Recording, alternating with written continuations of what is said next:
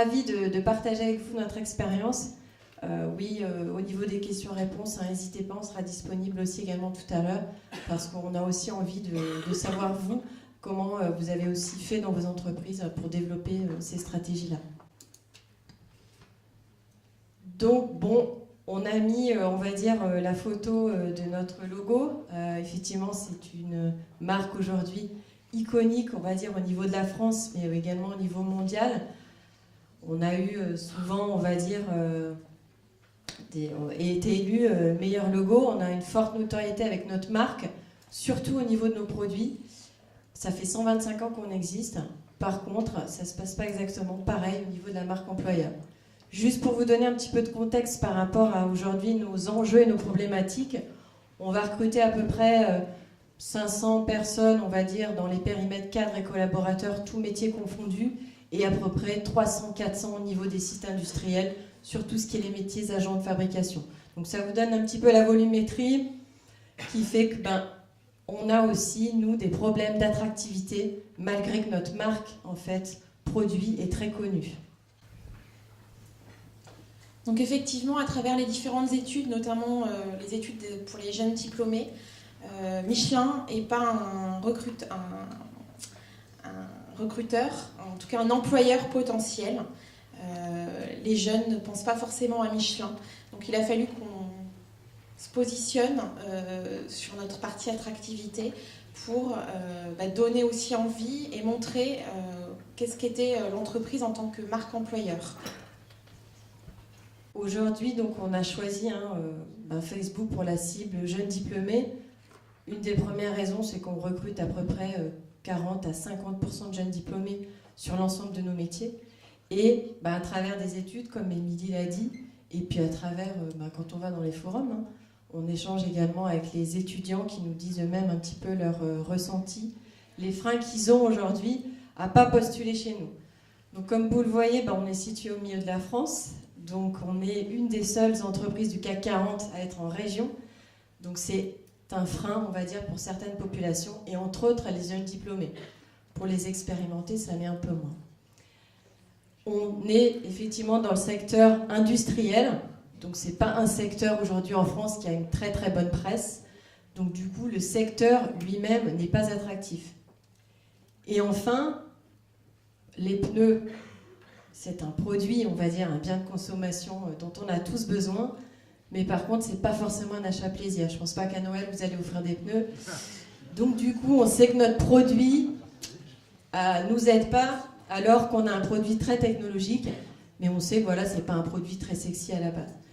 Donc avec tous ces freins, ces a priori, on s'est dit comment on peut un petit peu montrer vraiment qui on est, comment ça se passe dans l'entreprise, au-delà de tous ces freins. Je te cède. Donc un des leviers pour communiquer autrement et mettre en avant notre marque employeur a été de se lancer sur une plateforme qui était utilisée par notre cible, qui est principalement les jeunes diplômés, comme disait Valérie. Et donc on a déployé une page Facebook recrutement, donc Michelin Carrière France. Donc remercie encore une fois Linkhumans pour l'accompagnement au départ. Cette page Facebook est dédiée effectivement à mettre en avant, montrer la vraie vie chez Michelin, tout ce qu'on peut mettre, tout ce qu'on fait, notre ligne éditoriale, et vraiment de mettre en avant la qualité de vie au travail, nos métiers, nos événements de recrutement également qu'on a pu faire, la présence sur les forums, et puis présenter en fait tout ce que fait Michelin au-delà du produit, pour vraiment faire découvrir la marque en tant qu'employeur. Donc, j'ai mis quelques exemples des différents posts que vous pouvez voir sur notre page Facebook, en reprenant effectivement une journée d'intégration des alternants, puisque cette année on a intégré 300 alternants dans l'entreprise. Donc l'objectif c'était de montrer aussi à l'extérieur tout ce qu'on faisait pour les stagiaires et les alternants. Une autre photo avec, alors ça c'est pour essayer aussi de mobiliser les collaborateurs internes dans l'entreprise, c'est les promotions. Chaque mois, on intègre à peu près une cinquantaine de nouveaux salariés dans l'entreprise. Donc au cours de leur journée d'intégration, je vais à leur rencontre, on leur présente ce que l'on fait sur les réseaux sociaux. Donc ça permet aussi un peu de créer aussi pour eux un réseau, et on les prend en photo, et puis après on diffuse également sur Facebook pour leur permettre de mieux connaître aussi la marque employeur. On voit pas très bien, c'est une autre photo sur un événement qu'on avait fait auprès des étudiants qui s'appelle les Student Days. Donc à travers cette page Facebook, l'objectif c'est vraiment de faire découvrir l'expérience Michelin à travers toutes ces publications et donner envie aux candidats bien sûr de venir sur notre site Michelin Careers pour éventuellement postuler, mieux découvrir l'entreprise et puis forcément générer plus de candidatures. Que je vous ai ajouté sur cette partie-là.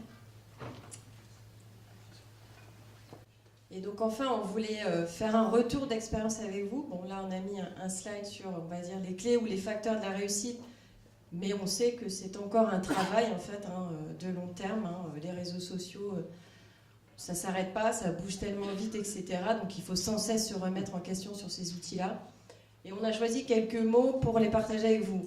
Mobiliser, c'est-à-dire comment on a travaillé. Moi, j'ai mis en place, on va dire, un gros projet dans lequel j'ai intégré à la fois des opérationnels, c'est-à-dire des managers, ce qu'on appelle chez nous des gestionnaires de carrière, c'est-à-dire plutôt les gens dédiés vraiment au RH pur et qui suivent les personnes, des opérationnels, une agence qu'on a citée tout à l'heure, vous la reconnaissez très bien, et effectivement la communication corporate, en fait, c'est-à-dire la communication du groupe pour les sensibiliser sur pourquoi nous aujourd'hui on avait besoin d'aller sur les réseaux sociaux, parce qu'effectivement dans un grand groupe, on va dire, on est aussi confronté à des difficultés où il faut mobiliser l'ensemble des personnes, montrer quels sont les risques de ne pas y aller, les risques d'y aller pour pouvoir prendre les bonnes décisions.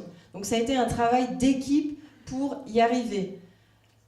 Impliqué, on a choisi ce mot, pourquoi ? Parce qu'aujourd'hui, comme vous l'avez dit, certains d'entre vous, oui, nous, on est au service recrutement et c'est dans notre mission tous les jours, mais ceux qui font vraiment, en fait, bouger ces plateformes, c'est les internes. Donc, on a beaucoup impliqué l'équipe des campus managers et aussi bien des gens, on va dire, qui sont assez familiarisés avec ces outils et qui ont juste simplement envie de communiquer. On leur dit, la plateforme pour le faire, c'est là.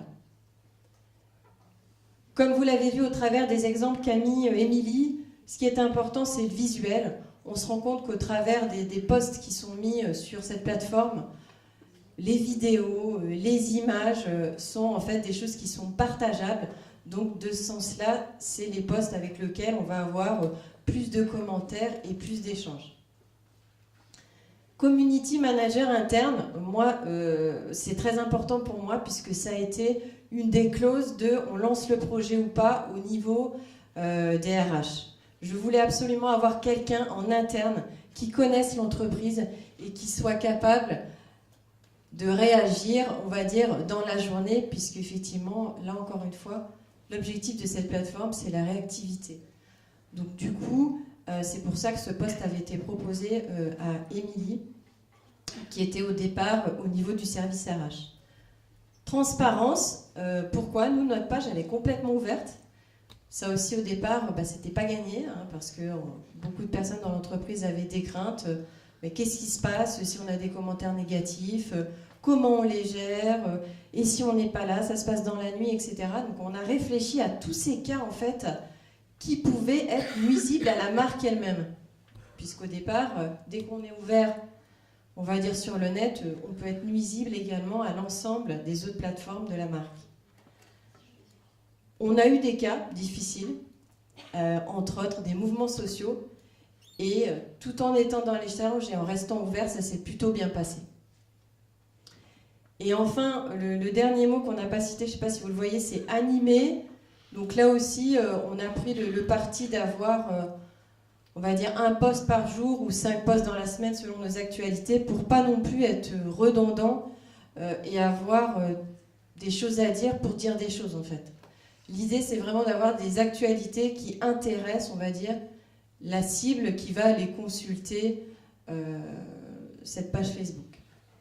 Donc voilà ce qu'on voulait partager avec vous aujourd'hui.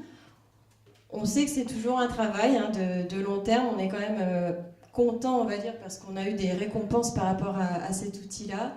Donc on continue dans cette voie et on se rend compte qu'on arrive également de plus en plus à mobiliser les gens en interne qui eux-mêmes se familiarisent avec cette typologie d'outils. Donc écoutez, je vous conseillerais juste d'aller d'être fan de notre page.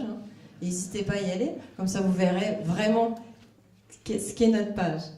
Écoutez, je vous remercie et si on a encore un petit peu de temps, on peut prendre quelques questions-réponses.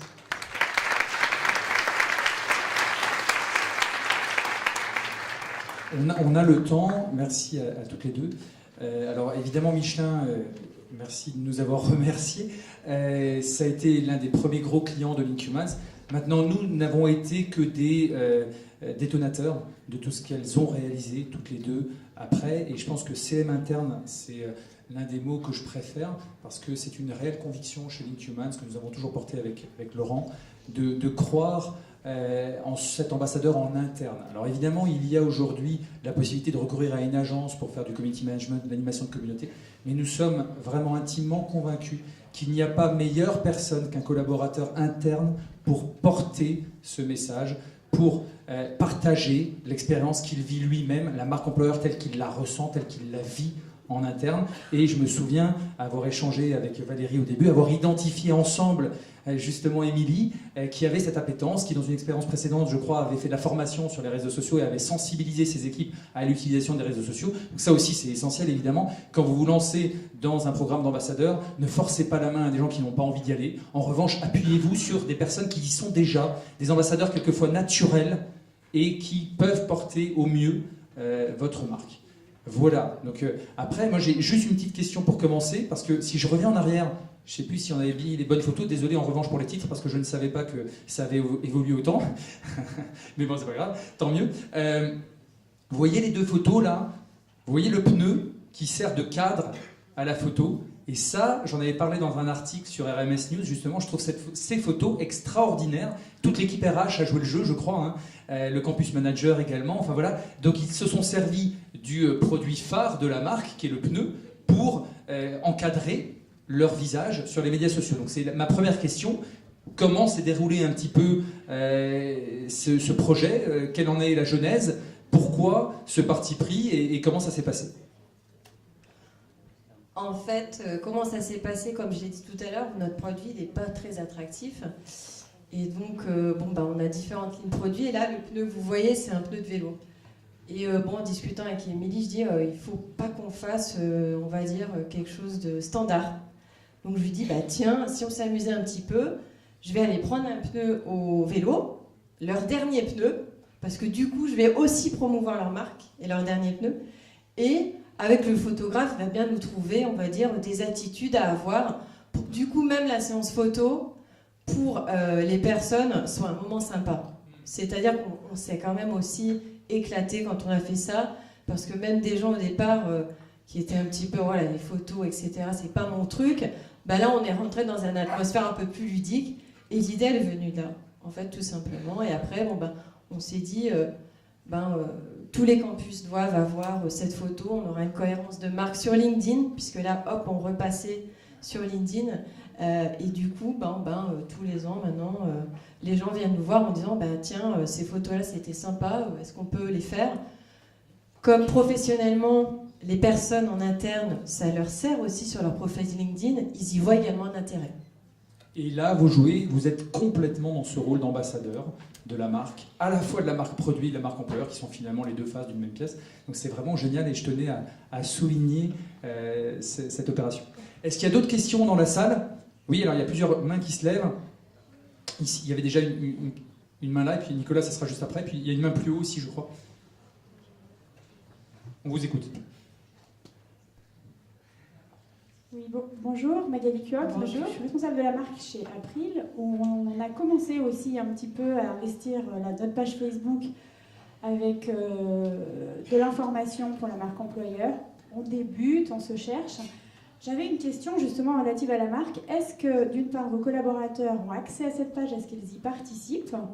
Ça, c'est la première question. Comment vous avez géré du coup l'accessibilité à Facebook à vos collaborateurs? Est-ce que ça se fait sur le lieu de travail? Est-ce que ça se fait...